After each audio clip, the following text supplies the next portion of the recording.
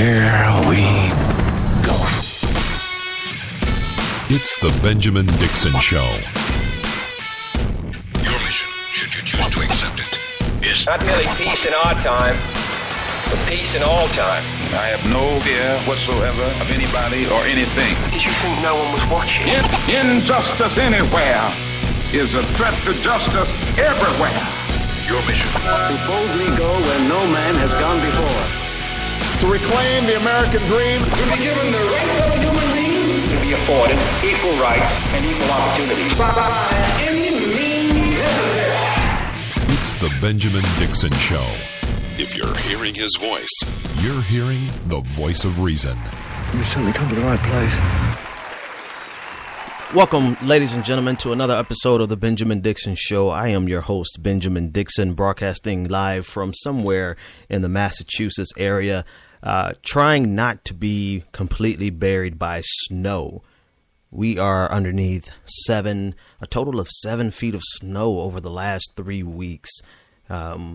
It's beautiful. It's a beautiful sight to see, but I don't know if you've ever lived in the north and tried to get around. It's more than an ocean. But we're broadcasting on this President's Day, 2015, and we're just glad that you decided to join us. And we're just here I'm just here, me and my producer. We're here representing Survival Radio Network. We're glad to be a part of the family, glad to be on the air. Survival Radio Network doing their thing. And so there's a lot going on in the news. This is President's Day. I put out a challenge last week for a conservative that was willing to defend President Reagan's record up against the one they hate the most. I mean, they absolutely hate President Barack Obama above anything else. I mean, they've derided him in every way imaginable. So I challenged a conservative to come on the air with me and defend President Reagan's record. And I got a couple of guys who said that they were interested, but, when it was time to actually make the plans, things fell apart. I'm not going to say that they couldn't defend him. I'm not going to say that they were afraid to. Let's just say it didn't happen. It hasn't happened. So, I wanted that to be our special for President's Day. Everybody's off. Well, not everybody, but I think in the North, especially in the New England area, they take President's Day off. And I don't think they take it as much in the South as far as I can remember when I lived down there. But, it's a holiday. And in honor of President's Day, we wanted to challenge, wanted to have an on-air debate. And I know a lot of people would prefer to just, debate online, behind the computer. And I know there's some guys who are more than willing, and maybe with their schedules to get, fall in line, they'll come on air and they'll debate. But that's what I'm looking forward to. I'm looking for people who are going to challenge me, people who are going to keep me on my toes. I don't want to just talk to you. I want you to talk back to me. So you're more than welcome. If you don't agree with something I'm saying, I had a lot of people after the fact, after most of my shows last week, our initial week of shows, hit me on Facebook and Twitter and stuff, and they challenged my ideas. And some of them had some decent points, some points of view that I could consider. But there's a difference between hiding behind a computer and sharing your idea and coming on air and saying it verbally. So I'm looking for some conservatives and quite frankly, some liberals, because there's a lot of things that I'm going to say that liberals aren't going to agree with. Yeah, I'm progressive. I'm liberal, but we're not a monolith. We're not monolithic. We are not going to all see eye to eye on everything. So if I say something that you disagree with, by all means, give me a call. I don't bite. But I am going to challenge you back. And that would definitely make for some good entertainment. So that's where we are today. So I'm going to cover some of the topics, some of the major things that are happening in the news. Segment 2, I'm going to deal with the Republican delusion. I'm going to deal with this idea that Reagan was this omnipotent president, the greatest president in history. When the facts of the matter, when it all pans out, Reagan was for all intents and purposes just a very, I don't want to say a horrible president, because we have had some horrible presidents, but Reagan is down there. You know, Reagan is not this hollowed, this figure to be revered. But I guess if you don't have anybody else, you know, I guess if the only other people you have to compare to would be Bush 1 and Bush 2. You know, I guess that's why you would skip over those two and go back to Reagan and lift him up as someone who should be lauded and someone who should be revered. But I'm going to challenge that entire notion, because I just, you know, I get tired of people harking back to the days of Reagan when things were good. What was really good during the 80s? What was really good that Reagan did? So we'll talk about that. And then in segment 3, I'm going to be fair. I'm going to be fair all the way. I'm going to be fair all the way around the board. But in segment 3, there were a couple of things that Reagan said. Keyword is said. You know, he was a great speech maker. You know, I think maybe that's why they don't like Obama so much, because, you know, President Obama gives some really great speeches. Reagan gave some great speeches, in all fairness. So I'm going to play a couple of clips from President Reagan and Eisenhower, and some good representation of presidential leadership through speaking. You know, so that's segment 3. So that's what's up on the show for today. But first, you know, it's getting crazy out there. I mean, don't get me wrong. It's been crazy for a while, but over the weekend, actually last night in Libya, actually, 21 Christians were beheaded on the shores of Tripoli, Libya, beheaded by a group that identified themselves with ISIS. Now,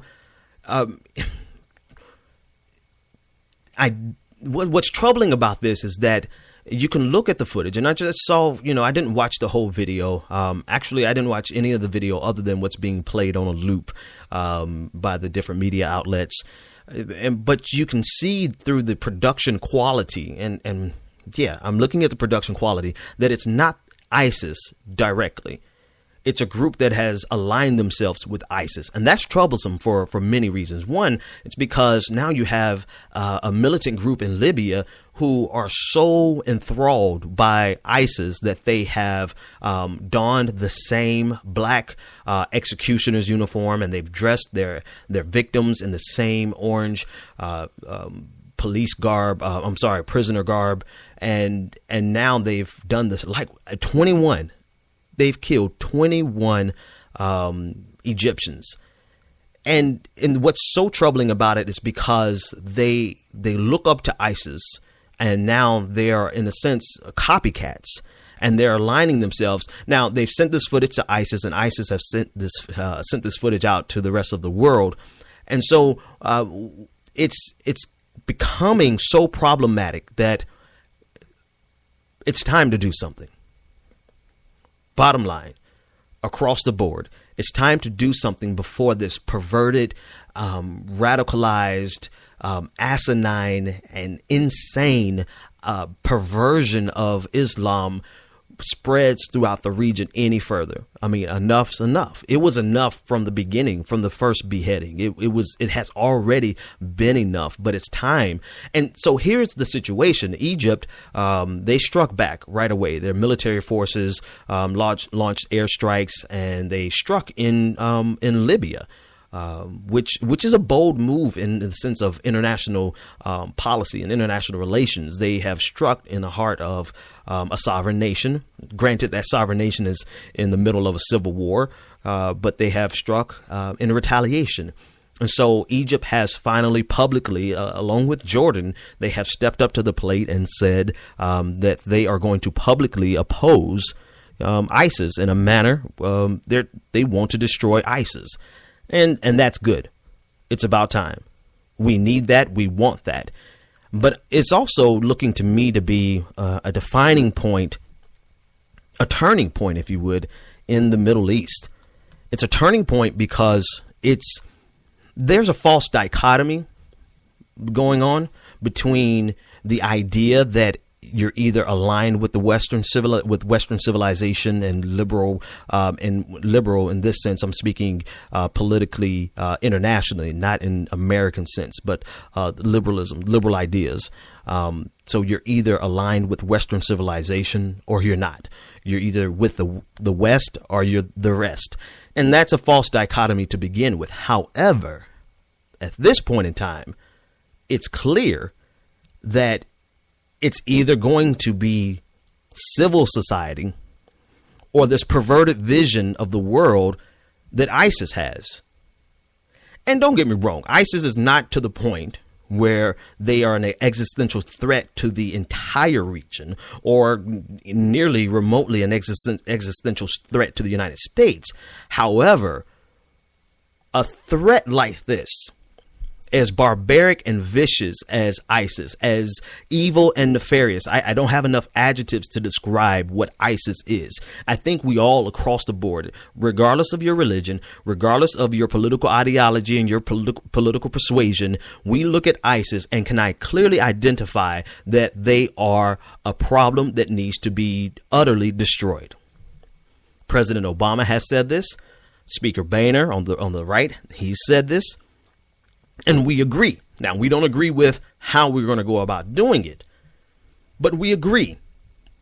ISIS needs to be utterly destroyed and removed from the face of the planet. There's a quote, and I'm going to get it wrong, but it's a quote attributed to a great theologian. It's either Thomas Aquinas. I think it's Thomas Aquinas. But there's a quote attributed to him saying, some people just need to be killed. And as harsh as that sounds, I think we've moved into a stage where we clearly understand that there is no negotiating with ISIS. There is no letting them remain. There is no letting them set up a political regime that we can negotiate with and bring them into the broader community. We're well past that point. And the turning point that's happening in the Middle East is how committed to destroying ISIS will the rest of the Muslim world be in the region. Egypt, now they're fully on board because of the loss of 21 citizens. We hate that it took that much, but at least they're there. Jordan, they're in full battle mode with the loss of their pilot. And so it's a turning point in the sense of ISIS, because of their barbarity, because of their pure evilness, they are pushing a segment of the Muslim world away from them and pushing them back towards Western civilization. And so it's really that's the turning point that we are. Where are you? Where is the Middle East? Where are you going to fall? Are you going to fall on the side of ISIS? Are you going to come back to Western civilization? And in general, I disagree with that dichotomy because I think there's enough shades of difference where we can all have, we don't all have to be America. That idea of the West versus the rest, that's part of why we got here in the first place. The idea that we can duplicate what happened in America and force it down the throats of another region, it doesn't pan out.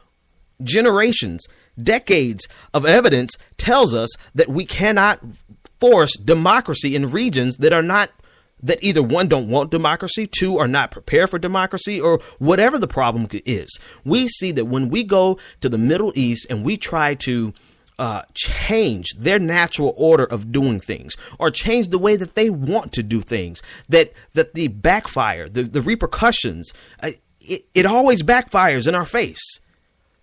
ISIS cannot be viewed in isolation. What's going on in the Middle East right now cannot be viewed in isolation. You have to go back. You have to go back not only to the most recent flashpoint, which is the Iraq War. That's the first stop. Bringing down Saddam Hussein, destabilizing the region, that is a clear connector to what is going on right now with ISIS. But you have to go back further. You have to go back through the Clinton administration, the liability of the George Bush one. You have to go back to the Reagan administration and the proxy wars, where we boosted up certain powers in the region because we wanted them to fight against Russia in Afghanistan. You know, it's all interconnected. And the problem is we are trying to force our ideas through. Now, granted, is the American dream and the idea of America a wonderful thing? Absolutely. Is it something that's worth spreading throughout the world? I personally think it is. Is it something that we can force throughout the world? Something like the Bush Doctrine. The Bush Doctrine was to go and take democracy to them. Can we do that? Should we do that? Absolutely not.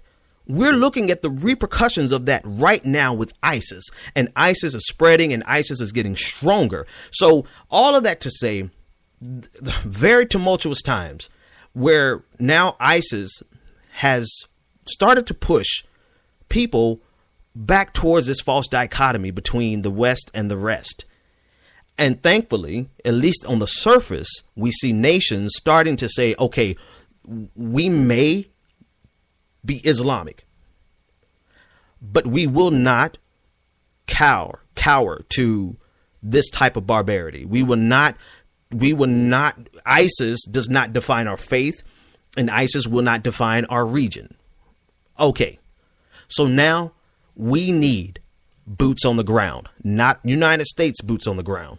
We need you guys in the Middle East to be so committed to this cause that you're not going to just do airstrikes, but you're going to get down in the trenches and start smoking them out one at a time, one city at a time, because as the airstrikes they're doing their job, but we can see that it's insufficient because ISIS is still spreading. And the ideology behind ISIS is still taking a firm grip in the region. And just as much as the ruling authorities are moving back towards the West, we see quite a few people who are in the oppressed column identifying with ISIS. And that, I think, is the most troubling aspect of it all, is that there are growing populations that are identifying with ISIS. And that's problematic. That's problematic for the region.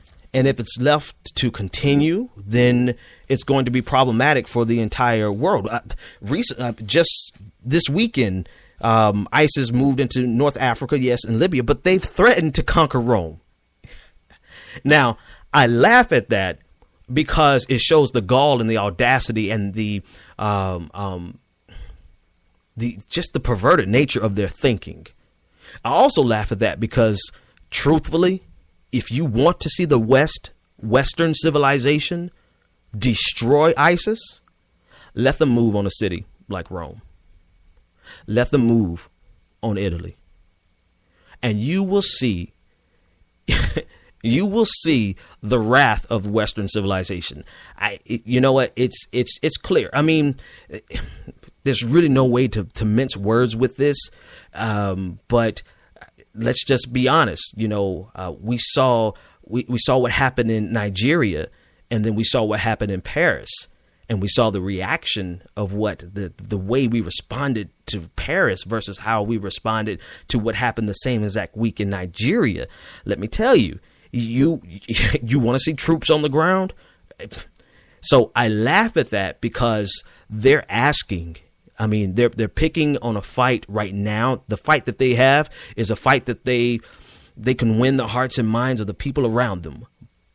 But they said that they want to take Rome. That's a brand new ball game, ladies and gentlemen. And that's going to bring about a response that I don't think ISIS is ready for. So let's hope that it doesn't have to go there. Let's hope that we can look at the pain and suffering of people in the Middle East, people in North Africa, and now people in the Middle Eastern region. Look at their suffering and say enough is enough. Let's bring this to an end. Let's bring this to an end. It's a big conversation. There's a lot to talk about, a lot to deal with. But if you want to join the conversation, dial in 857-600-0518. This is the Benjamin Dixon Show, and we thank you for joining us.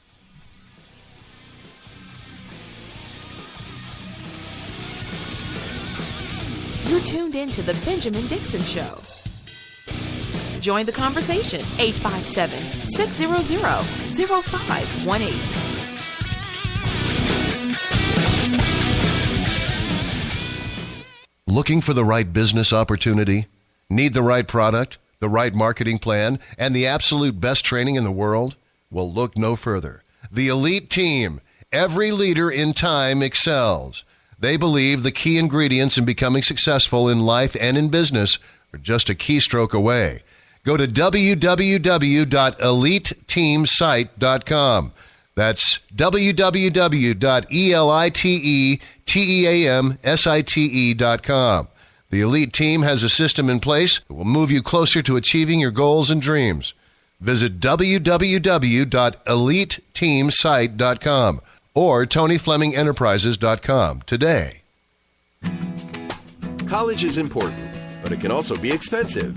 College Planning Services is a group of educators, administrators, counselors, and other licensed professionals that work together to provide the necessary services, networks, and information to reach students that are serious about getting a college education. College Planning Services partners with financial institutions, corporate sponsors, and other major players in the global market to strategize in building a pool of information regarding financial aid, scholarships, and funding information to assist students in preparing to access the essential resources to build upon their path to an educational future. Learn more at collegeplanningtoday.com and let us help you start your college career.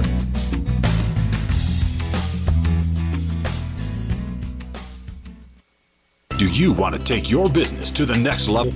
Ultimate Business Solutions provides the support you need to increase your customer base and sell more products and services online. Specializing in graphic arts, web development, and internet marketing, Ultimate Business Solutions creates the face of your business. If you're looking for a custom logo, dynamic website, or popping marketing material, call Ultimate Business Solutions today at 404-704-2197 or visit www.ultimatebizsolutions.com. Ultimate Business Solutions. Let us create your future. Do you have tax issues, owe back taxes, or need tax relief? Contact L&B Tax Service today. L&B offers you over 15 years of expertise and first-class tax service for individuals, professionals, and business owners. With nationwide service, you can easily find a location near you. Contact one of our tax professionals through our website, lbtaxservice.com. That's www.lbtaxservice.com. L&B Tax Service Incorporated. Tax professionals that you can trust. You've tuned in to The Benjamin Dixon Show.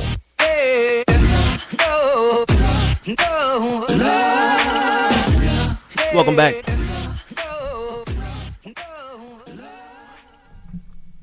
So, today is President's Day, and in the Northeast, it's a pretty big celebration. We don't get days off in the South. Not many states give President's Day off, but President's Day is huge in the Massachusetts area, New England area. And you know what? The thing that gets me the most about modern contemporary politics is the idea. And I'm going to go here. It's the idea that President Reagan is this revered and cherished hero that did wonderful things for the American economy. What's that guy? Rush Limbaugh has a nickname, Ronaldus Magnus. You know, he's trying to lift Reagan into this category of a Greek god. You know, this entire idea that Reagan was just this phenomenal president. It goes right in line with this parallel universe that Republicans are living in.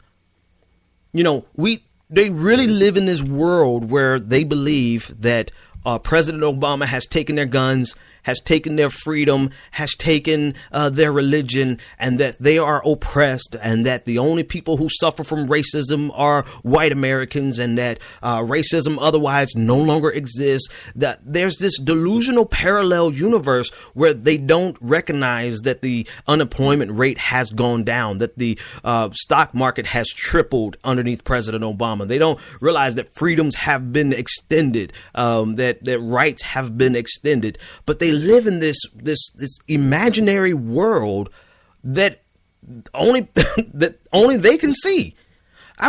There's this hashtag going around. It's to me, it's tongue in cheek. Like, The hashtag that's trending since last night is hashtag I love Obama.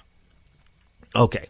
Okay. I'm a fan. I like Obama. I personally, that's just not my thing. I'm not really in love with a lot of people other than my wife, so I'm not going to push I love Obama as a hashtag. But I did retweet the hashtag because it was hilarious. I mean, utterly hilarious seeing conservative heads explode as they tried to figure out how they can hijack this hashtag, but they couldn't hijack the hashtag without saying, I love Obama. So it was the perfect catch-22. They would try to say something witty and try to respond and try to hijack it, but they couldn't do it without saying, I love Obama. And when I was reading the hashtags and just reading a couple of the tweets, I saw one that just reminded me of how crazy, how disconnected from reality a lot of conservatives are. Social Bull, I guess that's how you pronounce it. She said, I love Obama because in less than 2 years, his disastrous time in office will be over and the recovery can begin. What? What recovery? His disastrous time in office will be over and the recovery will begin. This is a common theme in the delusional parallel universe world of Republican ideology. That's the way they honestly think. And I'm not being condescending to them. I'm just saying they're not living in reality. What recovery? Are you saying recover us from the recovery? So in other words, you're so excited that President Obama is leaving office in 2 years that you want to turn the progress that we made, you want to turn it around just because you don't like the progress because it came from Obama. That's all you could really be saying. But sincerely in their minds, they really believe that President Obama has done a horrible job. Now, you could disagree with him on things. You cannot like what he's done. But by the same metrics, the exact same metrics that we've determined the success and failures of previous presidents, by those same metrics, President Obama has outperformed quite a few presidents, including the revered Ronald Reagan. Okay, let me just stop giving. Here's some facts. Reagan came into office with $600 billion in revenue, $700 billion in spending. He came into office with an $80 billion deficit, 1981. When he left office, the spending had gotten up to $1.1 trillion, and the deficit had almost tripled to $155 billion. By your own standards, by your own rules of performance, Reagan was a failure because he blew the deficit out the water. And if you blow the deficit out of the water, you blow the debt out of the water. Obama has taken on this recession, turned the recession around, and in the midst of turning the recession around, he's managed to cut the deficit in half. Apples to apples, Reagan almost tripled the deficit. President Obama has cut the deficit in half, and he's not through yet. So what blows me away is this idea that Reagan was this fiscal conservative. And here goes the same delusional, this same mindset of Republicans that up is down and down is up. There was a speech by this was when Al Gore was a good politician. back when he was campaigning with Clinton, I believe it was the first time. He gave a phenomenal speech where up is down, talking about the Republican mindset. Up is down, down is up, back is front, front is back. How everything in the Republican ideology is completely twisted and turned around on its head. It's just they are absolutely living in an alternate dimension where the sky is green and the grass is blue, because they can honestly think, they have taken the worst of Reagan, which is trickle down economics. They've taken the worst of Reagan, where if you cut taxes, you'll increase revenue. That's the whole premise of Reaganomics, of trickle down economics. If you cut taxes, you can increase revenue and you can increase growth. They've taken this ideology and they've put it in their souls, in their gentle little Christian hearts. They put it in their souls, and they pledge allegiance to Reagan, and they pledge allegiance to trickle down economics. And they're so deluded with this that now they look at actual progress, actual fiscal conservatism, where the deficit has been cut and more could be done and more is going to be done. They look at actual progress and they and they long for the days of big spending Republicans, and they call it fiscal conservatism. What do you do with that? What do you do with that level of Reagan worship, of ideological worship that is just completely backwards, upside down, and antithetical to reality? And now, they fear this. They fear the dictatorial push of Obama, right? They feel like Obama is this great dictator, and he's bringing socialism and communism and fascism and Maoism and Leninism and all the other isms that they don't even know what it means. They just like the fact that it rhymes. Apparently, they think Obama is bringing all of these isms. But they look with fondness with the oncoming king, the once and future king, King Bush the third. I mean, they turn their heads and say, we don't want the tyranny and oppression of an Obama, so give us another Bush. give us King Bush the third. It's hilarious. It's hilarious in how it is. What's the word? It's a complete oxymoron. It's completely delusional. But what do you do with that level of worship? I mean, what do you do with the, I don't know. I don't know what to say to people. Okay, maybe somebody has something to say about it. Let's see. I think I got a caller. I got Artie. Artie from Atlanta. It's your good friend. Artie. You have a call. Artie, yes, what are you going to do with this crazy Republican delusional worship of Reagan? What do you buy into that? Well, I love the way you set that up. That I'm already crazy and all that. But that's good. Well, here's what I want to say. And I just turned my radio down, so I missed a lot of your conversation. Okay. But what your whole conversation doesn't take into account is that you have to understand, where would our economy be with all of this growth or this reduction in the deficit, as you say, without the Fed pumping billions of dollars into the stock market, which you guys hate, because you hate when policies. You guys, who are you guys? When policies favor the 1%, progressives. Okay, all right. I won't unpack that yet. Go ahead, go for it.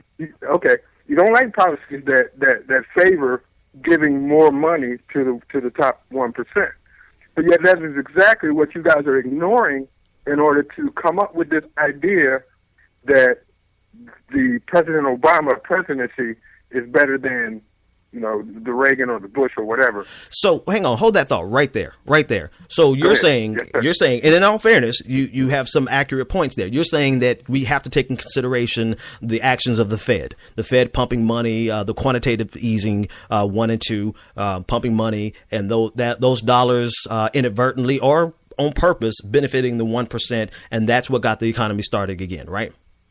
No, that is what at least is keeping the market afloat, so that these numbers can be sustained. Yes, I'm absolutely saying that. Okay, so then how would you separate what Paul Volcker did for Reagan from the time of, because you say you guys, so I'm assuming you buy into the Reaganomics. How do you separate the chairman of the Fed during Reagan's time his actions and the actions of the Fed to say that he was such a great economic president. I mean, if you're going to compare apples to apples, then you have to if you're going to give President Reagan credit for what the Fed did during his tenure, then you have to give President Obama credit for what the Fed is doing underneath his tenure. Is that not fair? It's fair. It's fair. If Volcker was pouring billions of dollars into the stock market at the same time, that would be fair. He was doing what was necessary. He was doing what was economically necessary to combat inflation at the time.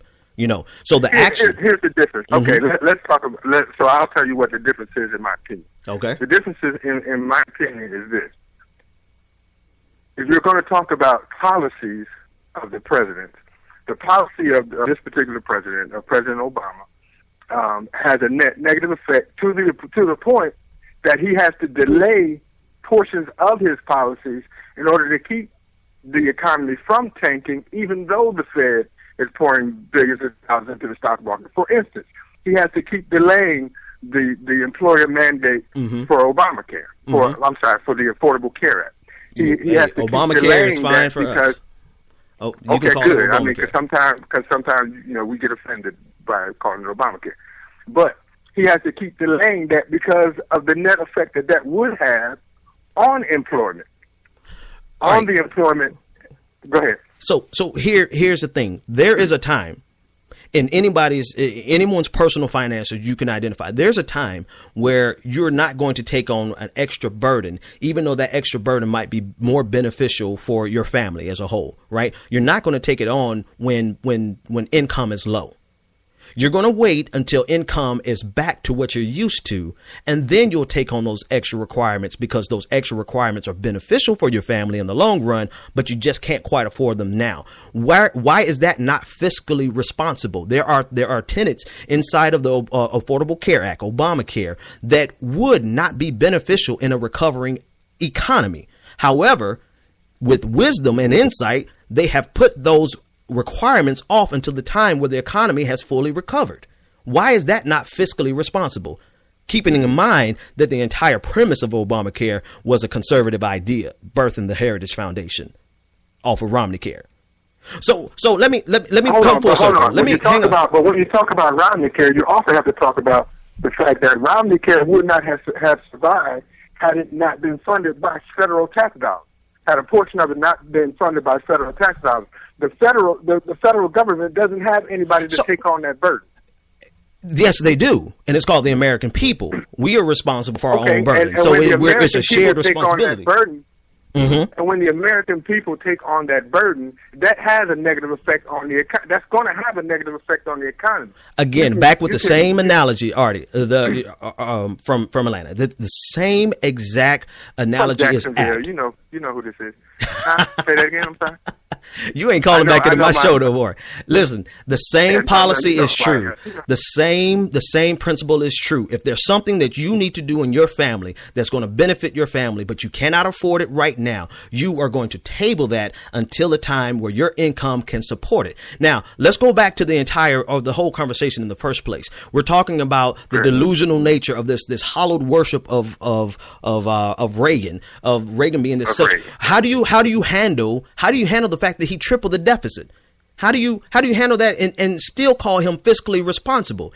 He tripled the deficit. He buried the United States in so much debt that the first George Bush 1, Herbert Walker, had to raise taxes just to keep our economy afloat. How do you handle that and still look to him with such great fondness? Okay, the way that I handle that is that he did some things that other presidents aren't willing to do. He did fight a Cold War. He did do that. He did fight it and he did win it. He did exactly. He did exactly what Bush did. You want to cut taxes and then wage this great financially burdensome war.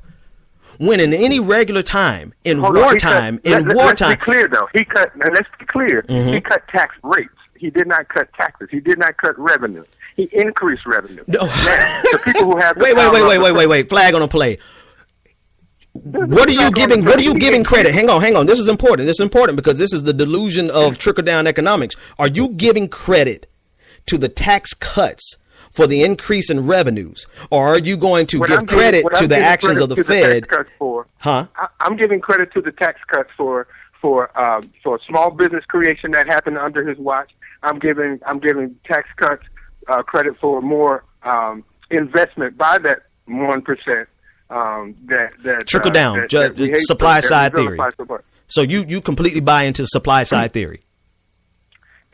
Listen, I don't buy into the theory or not. All I'm telling you is that what the results were of his presidency and of his tax policy. Adjusted for inflation, the economy was going to grow regardless of his moves, regardless of the tax cuts. The economy was going to grow. Keep in mind also the moves of the Fed. Now, you want to give the Fed right now, you want to give the Fed credit for Obama's success. We have to look at it the same way during the Bush administration. Underneath Ronald Reagan, their moves to increase interest rates, to tamper down inflation, right? Inflation, right. The natural result after you raise interest rates and bring them back down is going to be a booming economy. So you cannot look and say, you cannot take the growth that happened during Reagan's time and reasonably equate that to the tax cuts. It's just not economically sensible. You can when you look at the percentage of the tax burden that was as it shifted under his presidency. When you look at the tax burden was shifted. You're right. The tax burden was shifted. The tax burden shifted. The tax burden shifted from the top 1%. It shifted to the middle class and the lower class by gutting programs. That's just completely untrue. How is that untrue? He gutted programs. I tell you what. We're gonna. How much time do you have, Art? Artie, let me for the audience that's listening. Artie is one of the few. I had three conservatives who said that they were willing to challenge my ideas. So Artie's called in. I appreciate you calling in. Do you have time to go for another segment, or you got to go? Tell me what's up. I'll wait. I'm here. Okay, so I'm going to put you on a brief hold, Artie. I'm going to put you on a brief hold, and we're going to go to a break. And when we come back, we're going to deal not only with the economic policies, but we're going to compare the foreign policies. You know, everybody wants to say Benghazi, but what about Beirut? We'll be back after this.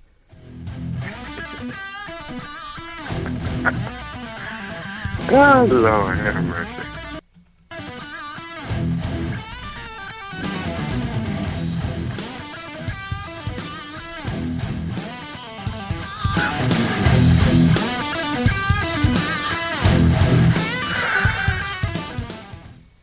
Hey, if you're like me, you're probably hearing the news that the economy is getting better, right? But there's one problem. You still don't have a job. Get back into the game with Chance.com, the state-of-the-art online employment connection for the new generation. Get access to millions of jobs on Chance that are actually hiring now. Stop searching for outdated job postings. Log on to Chance.com. Create a profile and be found. Make the connection you need to get hired today. If you're serious about your career, you've got to check this out. Chance.com. Get that job. Make that chance with Chance.com. JANZZ.com. The traditional light bulb, a groundbreaking invention in 1879. It's time we switch to longer-lasting Energy Star light bulbs. They're more efficient than the old bulbs, like a text message is more efficient than a carrier pigeon. And they cut down on our energy costs. Because in our own groundbreaking age, we deserve a light bulb that saves us some cash. Saving energy saves you money. Learn more at EnergySavers.gov. Brought to you by the U.S. Department of Energy and the Ad Council. You feel petrified. You're struggling with your mortgage payments, not knowing what to do. You do nothing. But if you do something, you're far more likely to get the most positive outcome. Making Home Affordable is a free government program. Call 888-995-HOPE to talk one-on-one with a housing expert about your options. Call 888-995-HOPE or visit makinghomeaffordable.gov. Brought to you by the U.S. Treasury, HUD, and the Ad Council. It's 6:42 p.m. Time for Steve Plotto and his son Dylan to do the dishes. They talk about everything from the yuckiness of girls to the awesomeness of his soccer team. Sometimes they don't talk at all. Then, hey! The dreaded splash fight. It's Dad o'clock. And it's the best time of the day. Because the smallest moments can have the biggest impact on a child's life. Take time to be a dad today. Call 877-4DAD-411 or visit fatherhood.gov. Brought to you by the U.S. Department of Health and Human Services and the Ad Council. Welcome back to the Benjamin Dixon Show. Buckle up for the ride. Give us a call, 857-600-0518. Welcome back, ladies and gentlemen, to the Benjamin Dixon Show. I am your host, Benjamin Dixon, and I have on hold a conservative friend of mine. We go way back, and he was one of the few people who was willing to challenge me on this idea that Reagan was actually better than Obama, or that Obama is so atrocious and that Reagan was so great. I mean, we can compare them in isolation. We can compare them by themselves. We don't necessarily have to compare one to the other. But I completely challenge that idea. Reagan was not the great the great icon of conservatism that they think he was. I mean, there's a lot of things that he did completely wrong in their own estimate. In how you govern fiscally conservative as a fiscal conservative. So Artie, are you there? Artie, I can't hear you. Are you still there? Okay, Artie, I'm gonna have to let you go, man. It was good talking with you. I have another caller calling in, and so we're gonna keep going on with this idea. I mean, so the whole premise is this delusional parallel universe that Republicans are living in, that Ronald Reagan was this great conservative god that deserves to be revered, and that President Obama is has been so destructive to freedoms, has been so destructive to their to all of these different things, that President Obama has taken away their guns, has taken away their religious freedoms, and that they're now oppressed.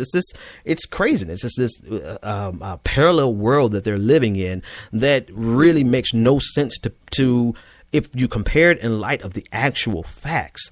That's the thing. It's just completely absurd. So that's where we are. And what do you do? What do you do with people who are just so bent? Now, it's one thing to disagree. You can disagree with President Obama's policies. You can disagree with his economic policies, his foreign relations policies, his foreign policy rather. You could disagree with those things, but you cannot ignore the facts that our economy is recovering, that he has made some enormous strides in terms of foreign policy, that he's doing the job of the president.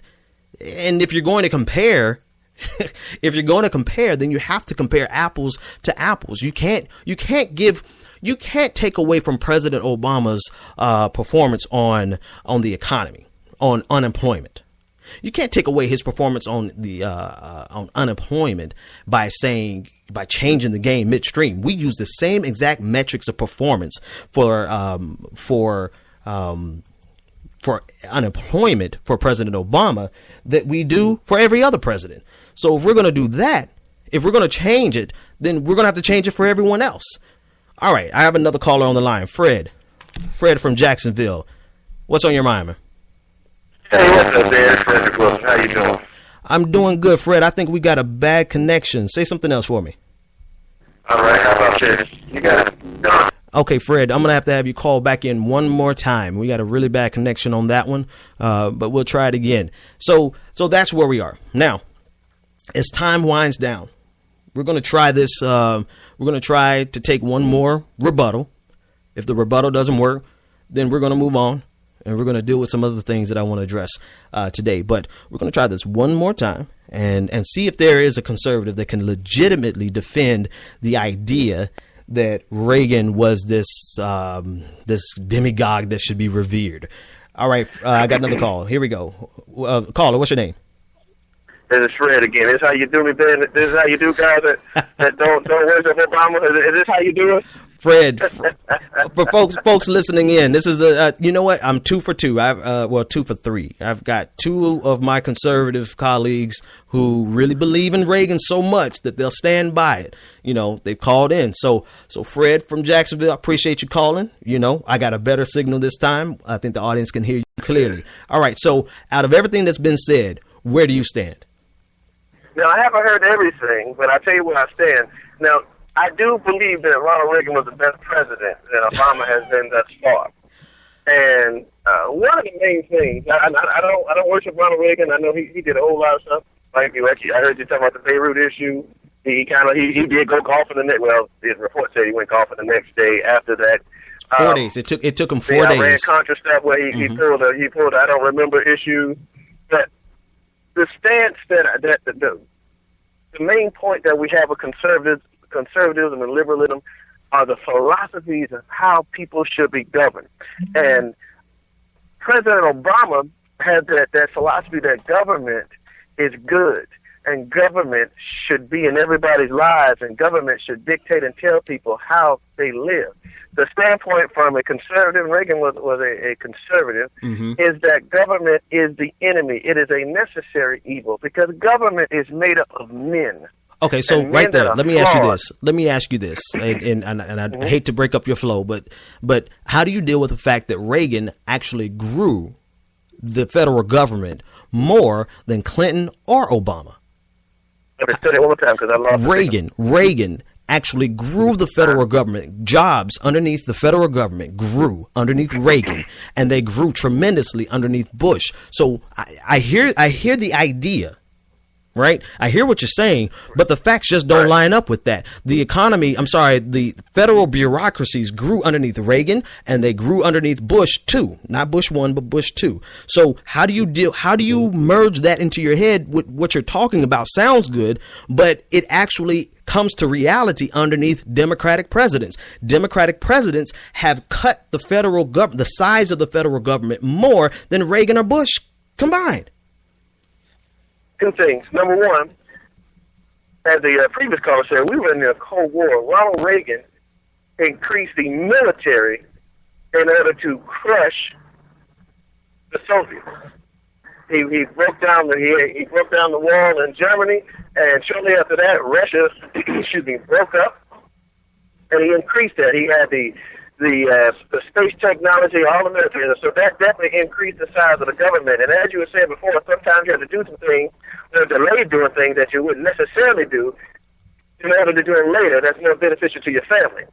With that premise, under your own explanation of that, I believe it was more beneficial to grow the government in order to crush the Soviets, in order to crush the spread of socialism and communism, and then bring it back and break it back down. Because when Reagan came out, when Reagan left office, it definitely had a whole lot of military contractors. And we had to reduce those back down because there was no demand and no need for such a military.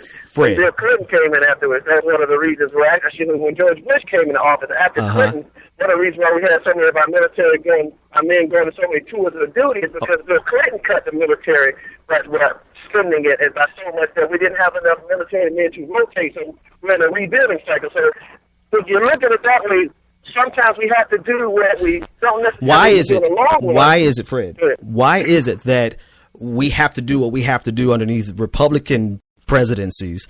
You know, you make the promise of cutting the federal government, but underneath Republican presidencies, we've always grown the federal government. Why is it that it's okay that we'll turn a blind eye because it was just the thing that needed to be done? Now, I'm gonna push back on you with Reagan. Reagan came in under the promise that he was going to cut the Department of Energy. He came in under the promise that he was going to cut the Department of Education, and he ended up adding, which in this regard, I agree with him. He added Veteran Affairs, right? He added Veteran Affairs, but didn't cut anything that he said he was going to cut. Likewise, he cut taxes while increasing spending.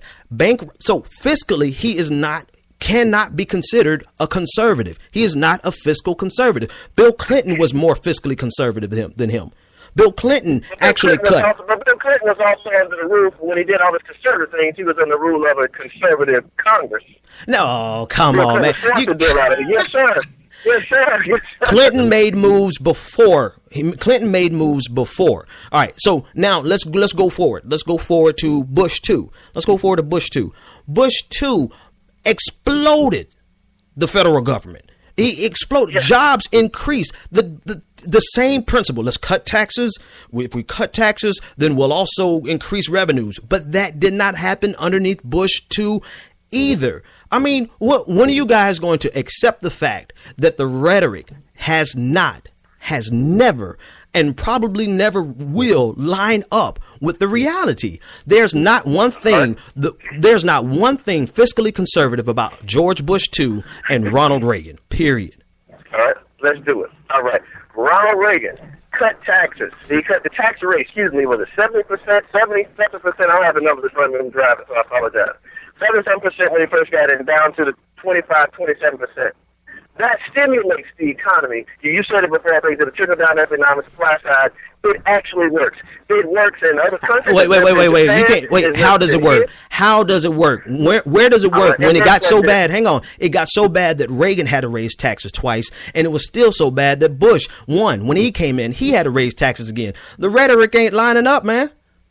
Yeah, I'll tell you what, but see, it sounds good. If it was in a vacuum, and this is all you had to do, but the American economy is a whole lot of moving parts, and it also is affected by the world economy.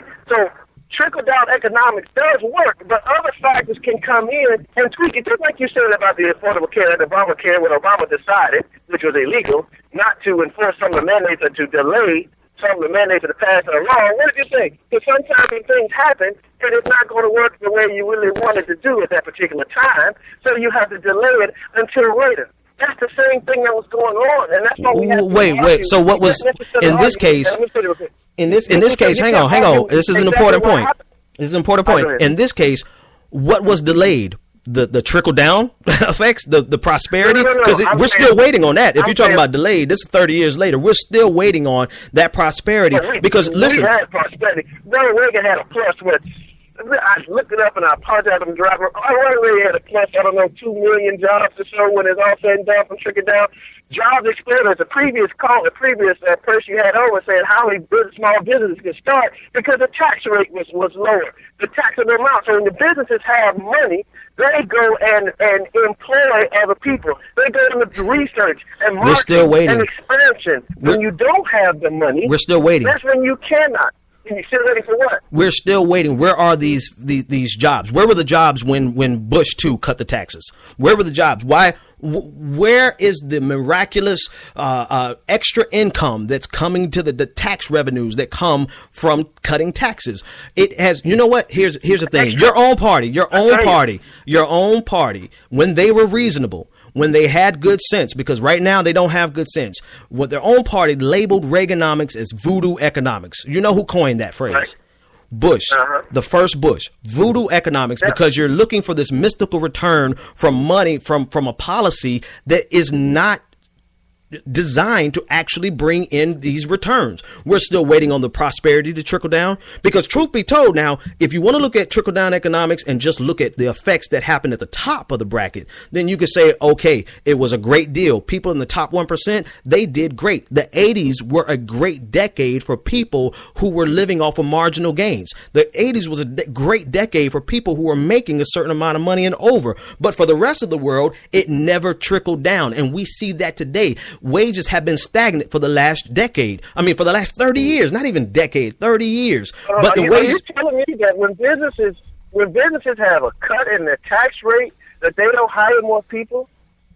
What I'm telling you, businesses don't make decisions on whether or not they're going to invest in their company solely based on tax rates. That's foolish to think that. So that's part of it, because it is when you're doing your budget. A business runs on a budget. You have to figure out everything in there is a liability. Employees are a liability. The cost of running your business is a liability. And if you have a higher tax rate, that means you have less money to do other things with. You can't go out and listen to this logic. Listen to your logic, man. Like you want to. Are you going to tell me? Are you going to tell me? And a company hires you. you're going to tell me that you don't have some kind of economic prosperity? No, you might not have. You might not hire you at the upper echelons of employment. But if you can now feed your family, if you can now pay your rent, keep the lights on, I like this, Fred. I like this, Fred. Fred, you got to tonight. You're on tonight, right? Your show is on tonight. Yes, sir. What time? 7 o'clock. 7 o'clock. 7 o'clock, the Let's Talk Politics with Fred on the Survival Radio Network. I like this, Fred, but Fred, you're still wrong. Let me tell you every reason why you're wrong, and I got another caller in the queue. Here's why you're wrong. Number one, companies will never turn down the opportunity to invest in themselves if there's an opportunity to make a profit. They are not going to look at tax rates and say this tax rate is so. First of all, let's look at it in reality.